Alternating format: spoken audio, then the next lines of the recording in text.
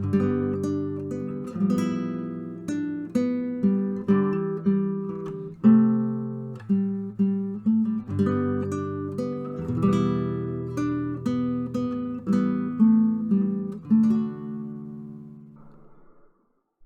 and welcome to Sunday's edition of Cracking the Cryptic. Now, if you've been following the channel for any length of time, you will know that there is one constructor that I hold in incredibly high regard, and that constructor has been absent from the world Sudoku scene for about 2.5 months now. I've been practically bereft as a result of this. Fistamerfel's page for it is indeed, you'll have guessed, Fistamerfel. Fistamerfel's page on Logic Masters Germany has had no updates at all, and that page is a page I have open every single day. So it automatically opens when I turn on my computer every day, so I can see whether there's a new puzzle. And there hasn't been a new puzzle for 10 weeks until yesterday, when this puzzle appeared. Now this is just ridiculous. I've read the rules. I called up Mark and I said, Mark, with this rule set, how many given digits do you think you need in order to create a valid Sudoku? Mark thought about it for a moment and said, 10, 15 maybe? Well, Fistamerfel appears to have done it with 2. There are just 2 digits in this puzzle.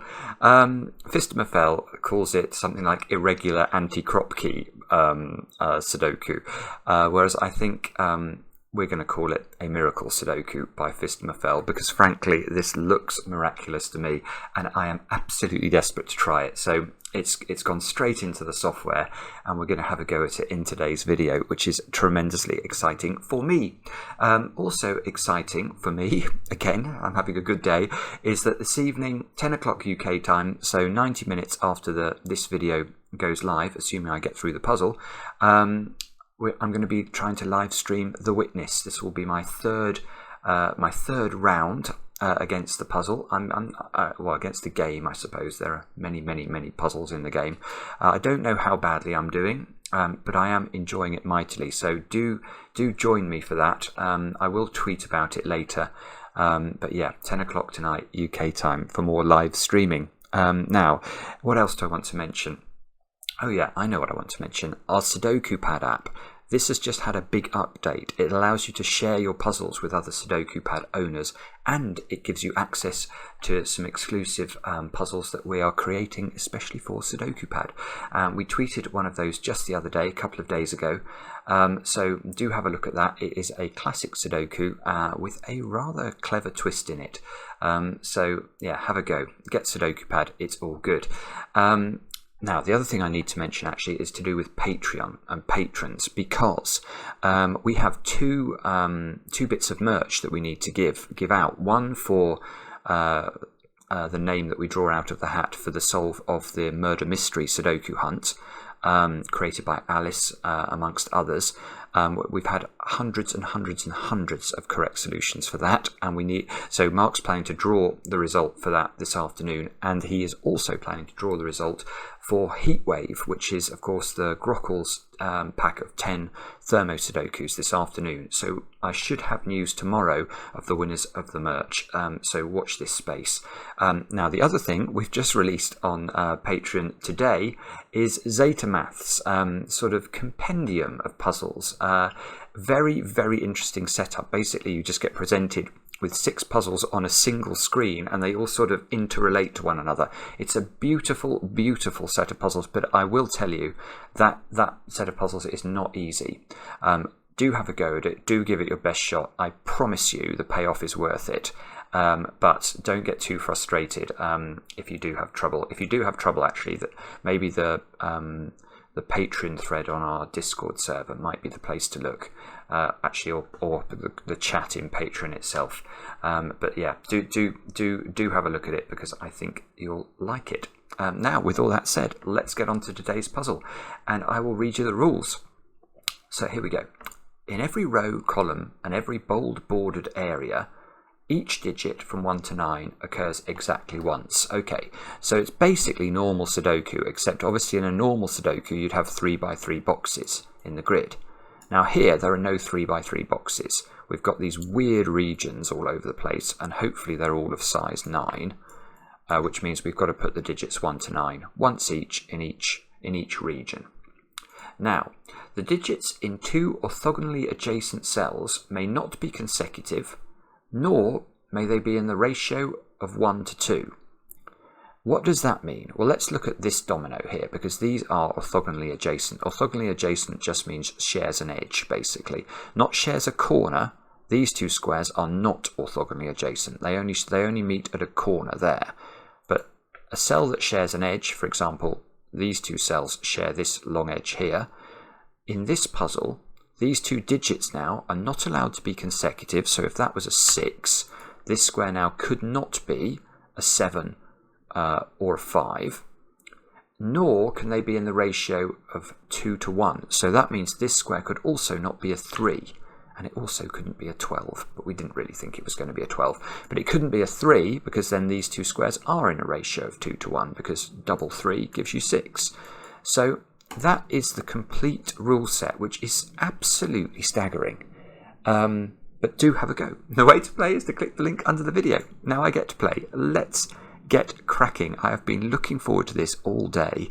Well, practically for 3 months. So let me see what we've got to do. So, the first thing I'm seeing here is to do with the law of leftovers. And I don't know... Oh, no, I can actually get a digit. Right.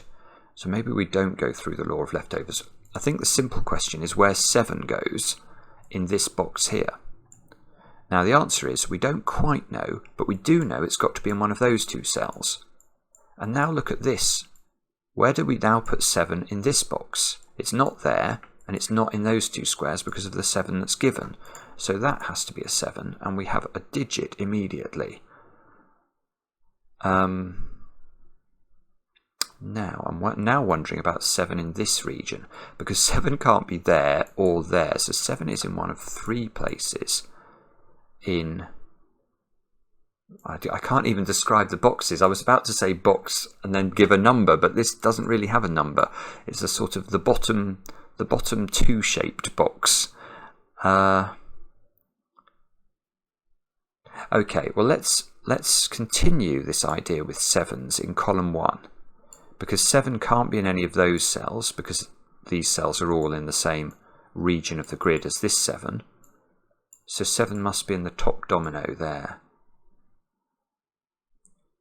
And the law of leftovers I was referring to is to do with dividing the grid into different pieces.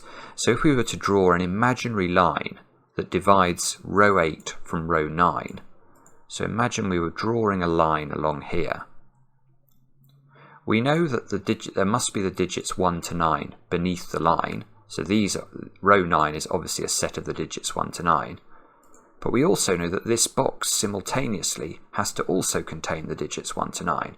So actually we know that whatever goes in this domino here, because it can't go in those cells, must go in those cells. So these two dominoes here are exactly equivalent. And we're going to get that, I think, that effect propagating around the grid. So that's a bad choice of colour. These two cells must be those two cells. These two cells must be those two cells. And similarly, those two cells there must be those two cells. And all that said, I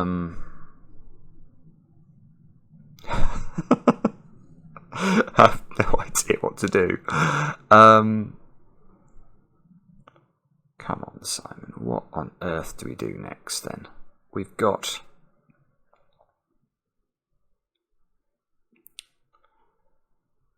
I don't know is the answer. 4 in terms of the crop key rules. So this stuff about no consecutive digits and no digits in the ratio of 1 to 2. Each of the orthogonal cells here, therefore, can't be a 2, because 2 times 2 is 4. It can't be a 3, because 3 is consecutive. It can't be a 5, because 5 is consecutive. It can't be an 8, because 4 times 2 is 8. So these 3 squares here are automatically not 2, 3, 5, or 8.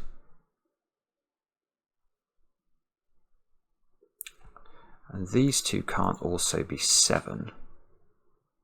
So the options for those squares are 1, 3, 4, 5, 6, or 9, I think. But this one can be 1, 6, 7, or 9. Wow. I mean, that's monstrous. And the reason I'm saying that's monstrous is that it's not like I've got plentiful numbers of given digits to think about here. This given digit is only... I'm missing something here. There must be something to do with geometry I'm missing. 4 maybe? No, 4's got to be in one of those 4 squares in this sort of middle 2-shaped region.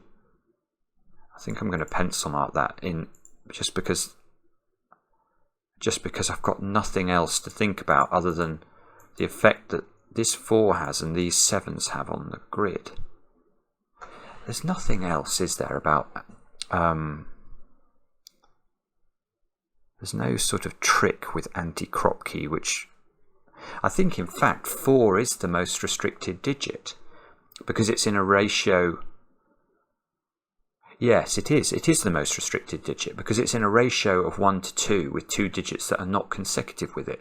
So 2 would be the other restricted digit, which obviously can't be 1 and 3 from a consecutive point of view, but the 1 is also ruled out by the 1 to 2 ratio, so it's sort of double ruled out. So 4 is the most restricted digit.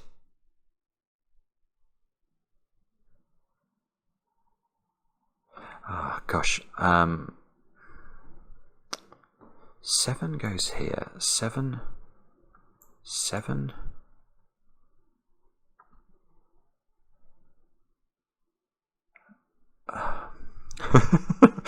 Oh, no, no, no.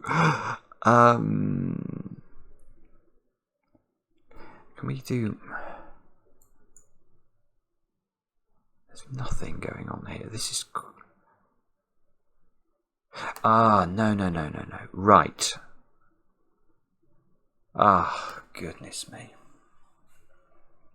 Okay. Okay. Well, I can write that square in, can't I? That is really clever. And that completely... I could have done that in 1 second if I'd thought about it clearly, but I didn't. Why is this digit a write-in? Well, have a look at this box. And let's think about these cells. I'm going to colour them in red, because those cells there obviously can't go. Whatever goes in here is completely ruled out of all of these red cells in this area. So whatever goes in here has to be a 4 or a 7, and it's not a 7, so it's a 4.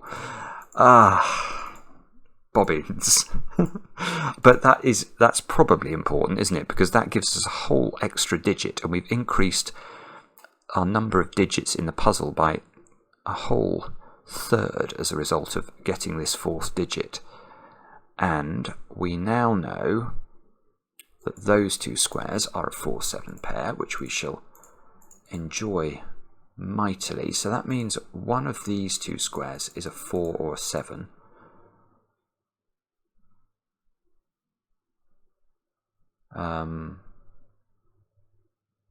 Okay, that doesn't seem to do much. 4. Ah, yeah, okay. Okay, now I'm actually interested in those 3 squares, because we said 4 was the most restricted digit. Yeah, this is nice. This is nice. Every one of those digits sees a 7, either here or here. So these 3 digits must have the same options as these 2 digits. They can only be 1, 6, 9. And that gives me... I see. So this is a 6. Because now I've got a 1, 6, 9 triple in this region here, the one that looks like a worm doing this.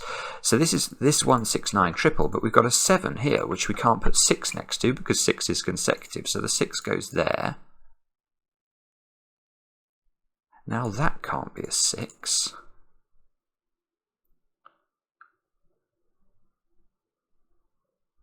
Wow, okay. And now we've got another digit in the grid. That 6 is ruling out a 7 from this square, so now 7 is locked into just 2 positions in this the lower 2 region.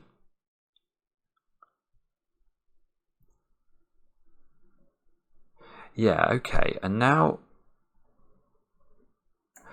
these 4 squares here have to be the other digits that we've not put in the worms region yet, which are 2. Oh, they're the digits that go with the, well, that are ruled out by 4, so they're 2, 3, 5 and 8. So now in row 8 we need those squares to be 1, 6, 7 or 9, I think.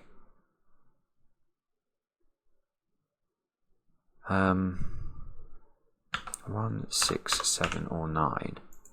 So one of these is a 7 and the other one's going to be the other one's going to go here and be a 1, 6, 9 from the law of leftovers, but it can't be a 6 because that's going to be next to a 7. So that now is a 1 or a 9. So now, am I going crazy? No, I'm not. I suppose the other way of thinking about this is it possible for either of these 2 squares to be a 6? The answer is clearly not, because then I'm going to have to put the 7 alongside it and they will be consecutive. So we can actually just get rid of 6 from both of these cells, and that gives us a 1, 7, 9 triple in the row, which means I get a 6 here.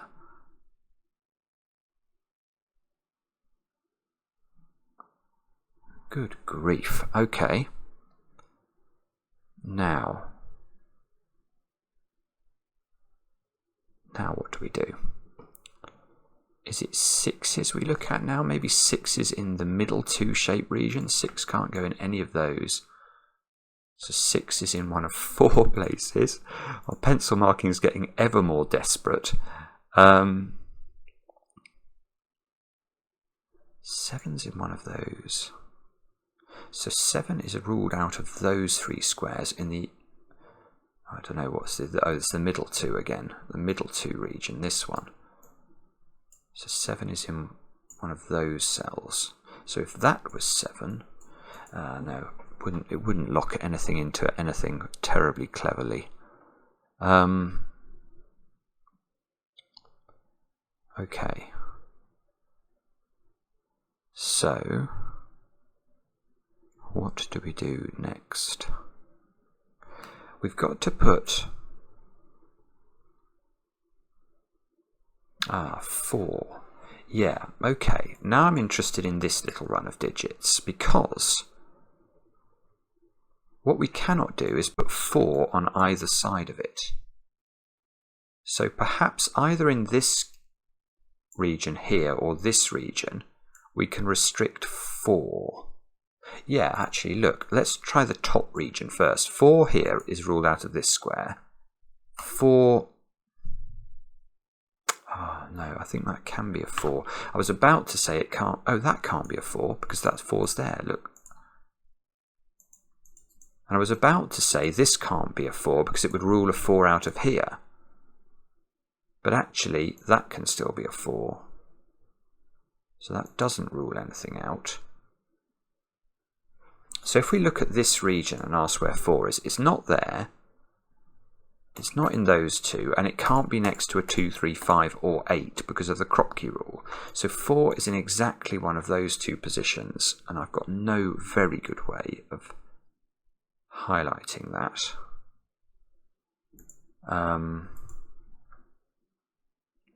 Or have I? Don't think I do. I think I've just got to put the 4 there and hope I remember that it's joining up with its friend over on that side. Right, but let's try now and put a 4 in this region, because it can't go there, it can't go here, and it can't go next to... oh. I was about to say it's forced, but it's not quite forced, look. It can't be in there, there. It's in this domino. We have to have a 4.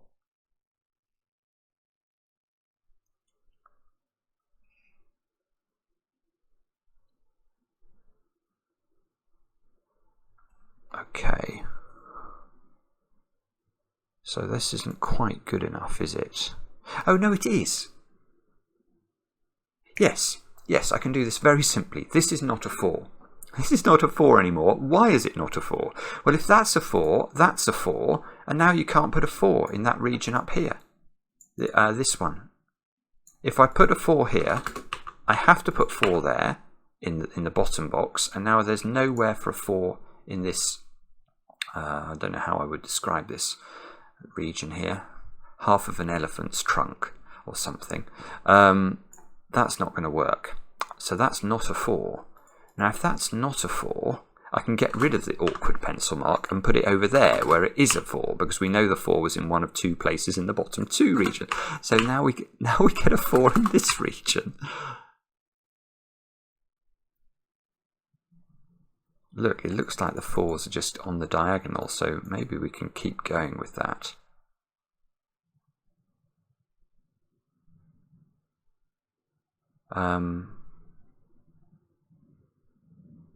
Yeah, actually, let's come back to this row of the grid now, because this can't be a 4 because of this. There's no 4 in there. You can't put 4 in any of these squares because of the 4 we've placed in the region. So that's a 4, that's a 4.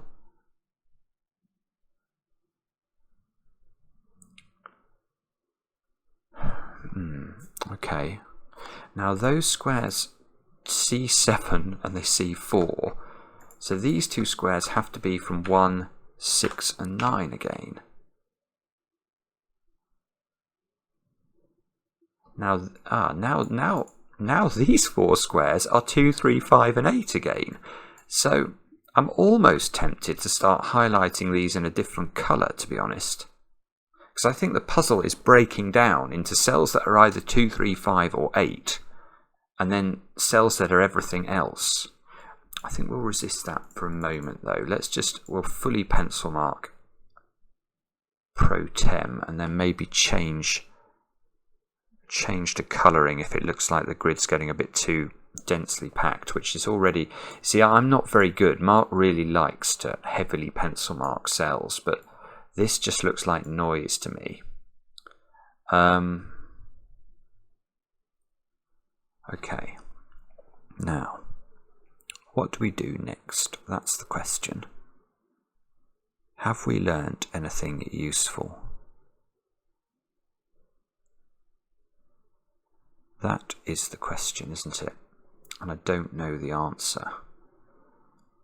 I'm not even I don't have a very good feel as to where to even look here for the next breakthrough. Can we... Oh, yes, I do. Right, now I know how to break through. My instinct was that this diagonal was going to continue being 4s. I should have gone with that, because look, those can't be 4s, these can't be 4s, and that can't be 4 just by Sudoku. No trickery, so that's a 4, and that might go further now. Yes, it does. Where does 4 go in this region? It's got to not go in those, not in those, so it must go here. Now, how many 4s have I done? Oh, now look, I get a 4 over here and a 7 here.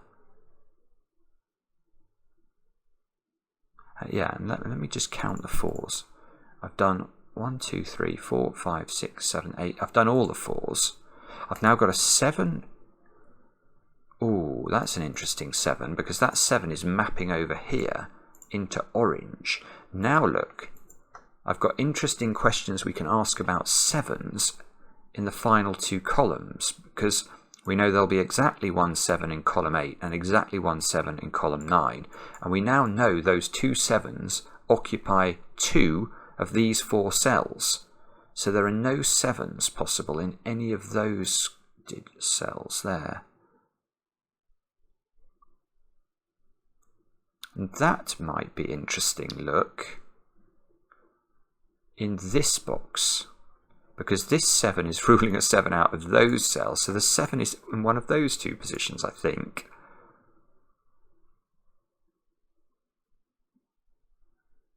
That 7 doesn't seem to see anything beneath it. Okay.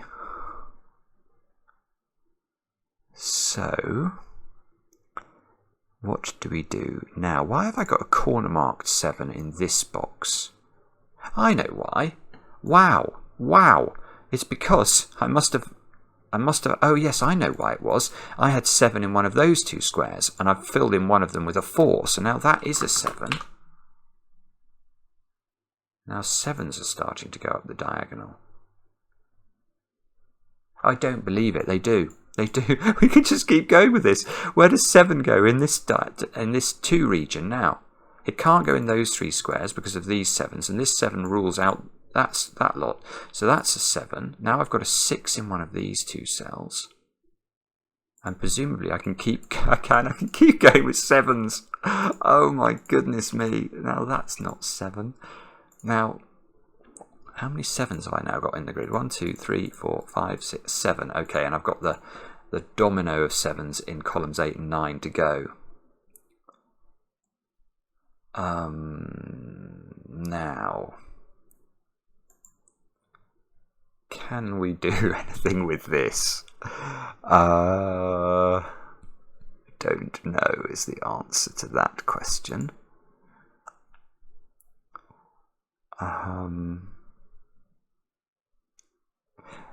No, I was about to just prove what I'd already proved using this 6 and ruling the 6 out of those squares. There's a 6 in one of these 2 cells. 6 is a sort of a knight's move away from each other. Maybe that means that's got to be a 6 for some reason. I am heavily not understanding this. But having said that, I have at least got some digits in the grid, and that is a cause for some celebration. I've got to place... I don't even know where to look, to be honest.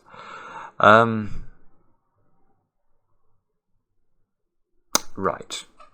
What I should do is learn from what I've already done. Now, this square was interesting, and its symmetrical counterpart is that square. And why is this square interesting? Well, remember this funny region here, which seems to be the same as the... So this is the upside down worm, and this is the normal way up worm.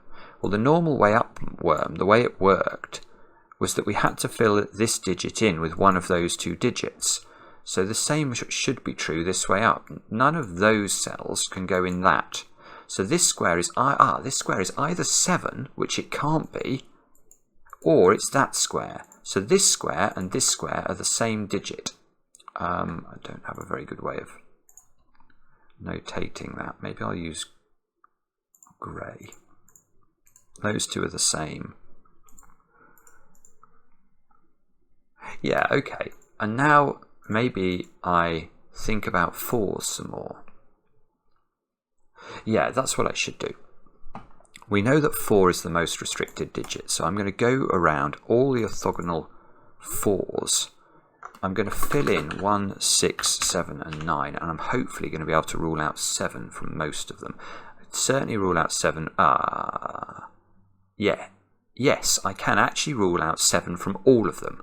If you look at all of the outlined in blue squares, they all see a 7. So I'm just going to get rid of 7. And now I've got a load of 1s, 6s and 9s. Which is almost interesting. My goodness me, it's almost interesting. Look, I've almost got triples here, here.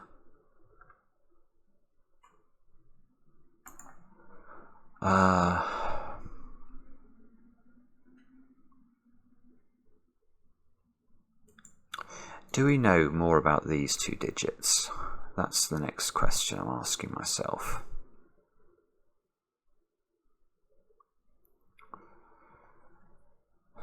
If that was a 7, I'd know these were a 1-9 pair. If that's a 7, then this would be a 7. Oh, no. Oh, breakthrough. Breakthrough. Remember the law of leftovers. I'm not using my colours very well, but look, I've got blues in those squares. So that square there, it's only got 4 digits it can possibly be. It's got to be 1, 6, 7 or 9. Now, surely I can restrict... Well, it's not 6. I can see that immediately. It's not 6, because if you put 6 into this square, you have to put 7 into that square, and then 6 and 7 are consecutive. So it's not 6. Oh no, it doesn't quite create a triple. You rotten thing.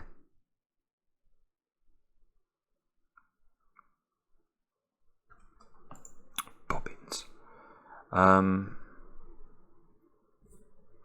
Okay.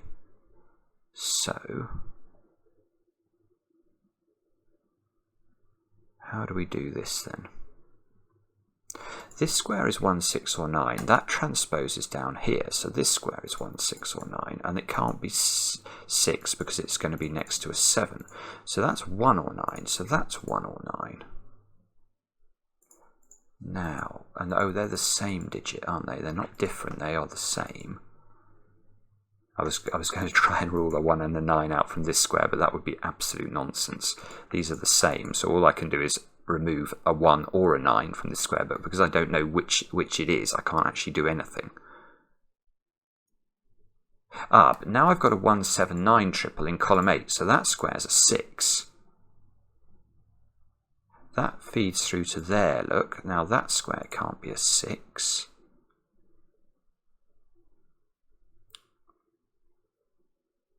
Okay. That can't be a 6. I've got a 6 here as well. Gosh. Still doesn't give me a triple in this column. That can't be a 7 anymore because it's going to be next to a 6. So that gets me a 7 in this square. Gets me a 7 at the top there. Now I've got a 1, 9 pair in this column. I could actually colour those in. They are definitely different. I can get rid of a 6 from that square. I've now got a 1, 9 pair in the bottom row. So this square's got to be a 6. That square's not a 6 anymore by Sudoku. Do I know that they are different? Not sure. Oh yeah. Ooh. Yes, I do actually, because this one is the same as that one and therefore different from that one. So, do I know what that digit is? Yeah, okay, so now look at orange. Orange is mapping across here. So these two squares are the same. So I'm actually tempted to remove the colour from these two squares because we've effectively done the leftover logic for this. And this, in fact. And this. So all we're left with is these two are the same digit. Do I know what this digit is? I'm not sure. I've got a 1, 9 pair here.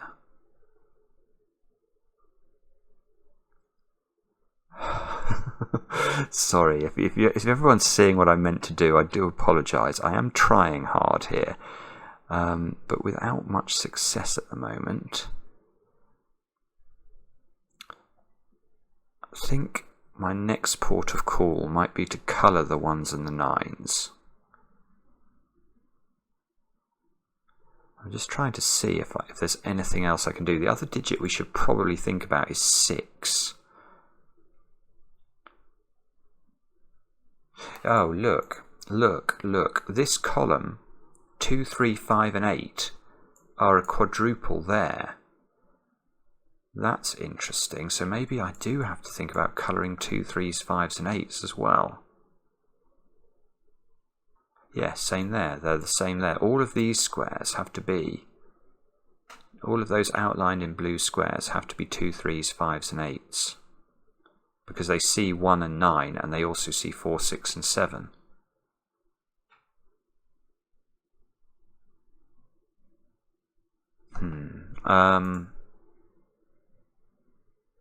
Okay.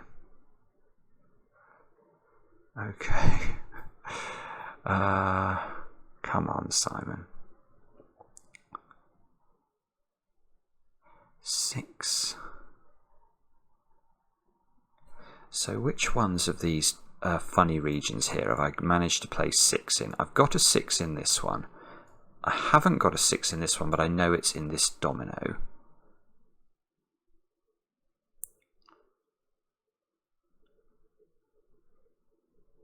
Ooh. Oh, it's almost interesting, isn't it? So I was wondering about where I put 6 in this row. It's not here, it's not here. It's not there or there. So it's actually in one of 2 places.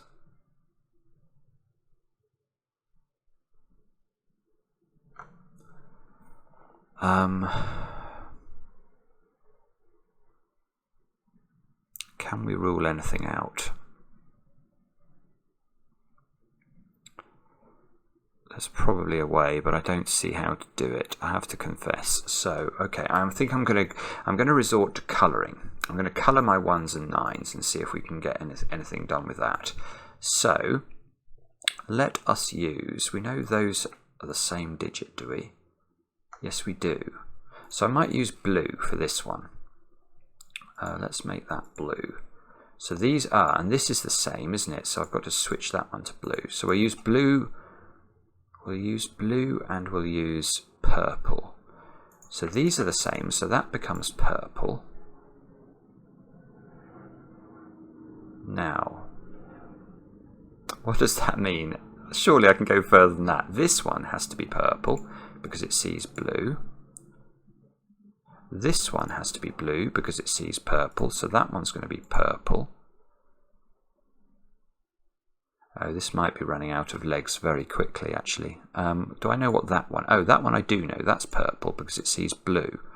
So how many have I now got? I've now got 6 purples and 4 blues. And have we got any other cells in the grid that can only be a 1 or a 9? That's the next question. Have we highlighted all cells that are next to 4s? Oh, not that one, actually. Not this one. Oh, look at this square. That's got to be either 1, 6, or 9, and it's not 6. So that one is another one I can get. It's blue. Okay, now how many have I got? I've got 5 of those. I've got to put one in this column. Not there. No, don't think that's a good idea.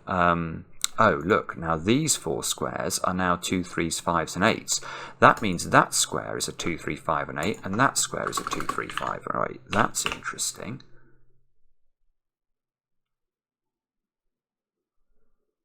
Well, I thought it might be interesting. It's actually not done anything. So, oh, sorry, I want to highlight the colours now and have a look at what we've got. So we've got 6 purples,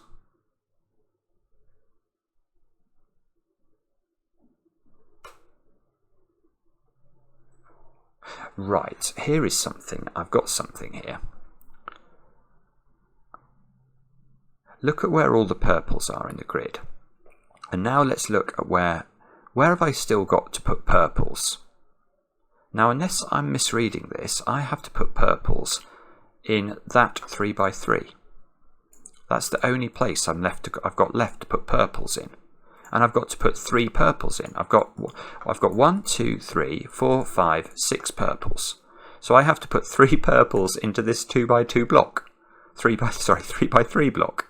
And I've got those 3 squares there, so I can't put them on that diagonal. So they've got to go on that diagonal. Otherwise, I'm going to have a repeated digit.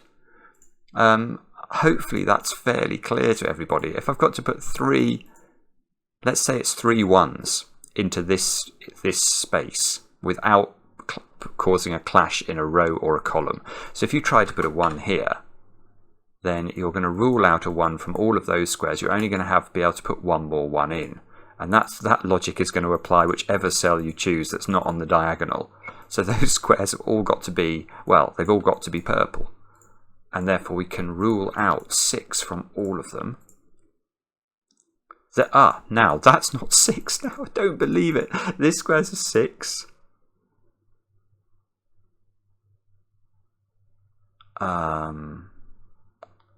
Okay.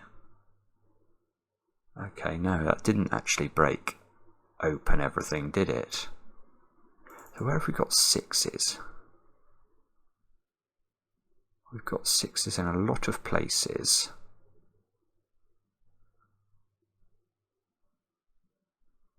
Yes, Oh no, I was about to prove where 6 goes in here. I've already got the 6 in here. Don't be daft.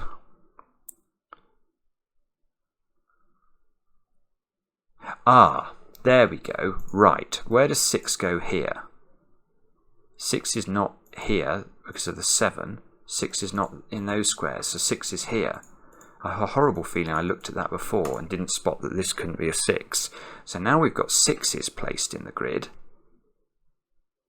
All the knights move apart, so that implies that up here there's going to be a 6 there. Let's just have a look at this. So where are the 6's? This keeps happening. We've got the same thing again here. Where does 6's? We've got 3 more 6's to place in the grid, and unless I'm missing something, they've got to be in that 3x3 region. So if I've got to put 3 6's in this 3x3 region, and these 3 squares are already in that region, there's no other way to do it if I don't put the 6's on the diagonal. All of those are 6's.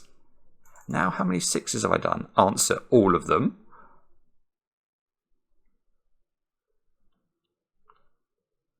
Okay. So, what does this mean? Maybe I can go further with... Well, I think we've got a choice now. We're either going to have to focus on the blue cells, the blue 1 or 9, or we could start highlighting cells that have to be 2s, 3s, 5s and 8s. I think that's what I'm going to do first, because there seem to me to be loads of cells that can only be that colour.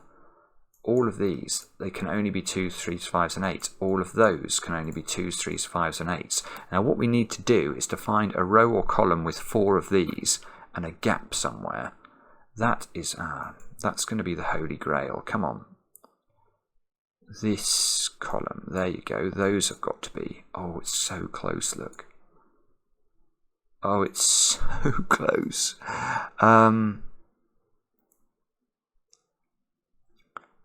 It's so close, but no cigar, I think. I need another square that can only be... No, let's carry on. Here we go. Those 5 cells mean those have got to be orange. Ah, there we go, row 3. Bang, bang, bang, bang. That's a 2, 3, 5, 8 quadruple. That square is blue, which means those are now all turning orange. Now, yes, now look at this. Where does blue go in this row? We've got the quadruple on 2, 3, 5 and 8, so it only goes there. Oh, I know what's going to happen here. Let's stop here, actually. Let's undo that and look at the positions of the blues. There are 6 blues highlighted, and I've got this 3x3 to fill with 3 blues. And again, 3 of the digits are already gone, so we've got to put them all down there. The symmetry in this puzzle is ridiculous. And now I think, presumably, we're just going to be able to orange the rest of the grid. Unless I'm going crazy. I think we can. All of those turn orange. So now what on earth do we do? So now... Oh, I see. Now I see what we're going to do. What we're going to do now is to divide the oranges up into things that are close to 6's and things that are not close to 6's. Because 6, if you look at the 2, 3, 5 and 8 option, 6 cannot be next to a 3 because it's in a 1:2 ratio, or a 5 because it's consecutive. So, wow, okay, so we need to go to every cell that is next to a 6 that is orange and fill it in with 2 or 8 and hope that we reveal something about the world. That one can also only be 2 or 8 because of the 6 here. That one can only be 2 or 8 for the 6 here. Yeah, okay, so now this square's got to be 2 or 8, so this is 3 or 5, which means that square is 3 or 5, because remember those 2 squares were the same. Those 2 squares are 3 or 5, there's 2, 8 in the column, those are 3, 5. This is already deeply suspicious. It looks like every time there's a 3, 5 pair, there's a 2, 8 pair underneath it. Yeah, 2, 8 there, that's 3, 5. This keeps happening. 2, 8 in this row, so that's 3 or 5. 2, 8 in this row, so that's 3 or 5. 3, 5 pair in column 6, so this is now a 2, 8 pair. Now I've got a 2, 8 pair here, so these are 3 and 5. Now that can't be 3 or 5. Now that's a 2, 8 pair in row 9. 3, 5 pair here means this one is 2 or 8. Oh, we're nearly there. Ah, look, we've got a 3, 5 pair here, so that's 2 or 8. 2, 8 pair here. This is 3 or 5. We are going to be able to do this. 2 or 8, and now that's got to be 3 or 5. Now we just need something that's going to disambiguate this. Yeah, there it is. Okay, look at this little square. So in this region here, the key thing to note is there's definitely a 3 in one of those two squares. So this can't be a 2. If it's a 2, it rules 3 out of both of those squares and forces double 5. So that's 8, which means that's 2, that's 2. Hopefully this is going to go through the grid in some way. That's got to be 2, that's got to be 8. This 2 must drop down to the bottom. That gives me those, that gives me those, that gives me that one. This one goes, really weird geometry. This one goes through to there, 2 and 8 go in. That means that's an 8, and therefore that's a 2. Now this is an 8 over here, and that's a 2. And now it looks like we're just left with 3s and 5s. But what we can do, this is much easier now, that we can't put 2 next to 3. So that's going to be 5, that's 3, and therefore that's 5, and that's 3. And therefore that's 5, and that's 3, and therefore that's 5. So that's 3, 5, 3, 5, 3, 5, oopsie, 3, 5, 3, 5, 3, 5, 3. Now, come on. What now? We've got to disambiguate 1s and 9s. So we're going to be looking at 2s or 8s. We need a 2 or an 8 that's next to a 1 or an... there's one. So this 2 or 8 is next to a 1 or a 9, so this can't be 1. That tells us that purple must be 9, and therefore we know blue is 1, and I think that, yes, that is genius. It's absolute genius. It's ridiculously clever. So, I don't know where to start with that. I mean, it's quite a long solve, but it's Fistemafell. What shall we say? Well, let's just start. There's 2 digits we're given. And although you can get the 7 quite easily, my phone is buzzing at me, I think the real breakthrough for me was getting this digit, realising that those cells all see that digit, so that had to be a 4. And then after that, it was really just sort of continually interrogating the grid to understand how these constraints worked, how the laws of the leftovers sort of built some patterns around the grid. There was some stuff I did over here with, I think it was with 7s, but I can't really remember what that was now. And then what I thought was fascinating was I kept getting these 3x3 regions that had to contain 3 of the same digit, and therefore we knew that they had to be on the diagonal in order to keep the rules of Sudoku working, and in each case one diagonal was ruled out, and that happened with about 3 different digits. It was mad. As ever, what Mark says about Fistemafell is that Fistemafell, when he sort of works on a new rule, he doesn't then come out with a puzzle that's just very good. He comes out with the quintessential version of that puzzle. So normally the way sort of progress happens is that, everyone sort of contributes a puzzle, and then puzzles get better and things improve and you work towards some sort of pinnacle. Whereas Fistemafell just comes along and does that as the first puzzle I've ever seen by Fistemafell with irregular anti-Kropke rules. It's just an absolute privilege and a joy for me to wake up in the morning and solve one of Fistemafell's puzzles. I hope you enjoyed watching me struggle through it. Let me know in the comments how you got on, and we'll be back later with another edition of Cracking the Cryptic. Don't forget to watch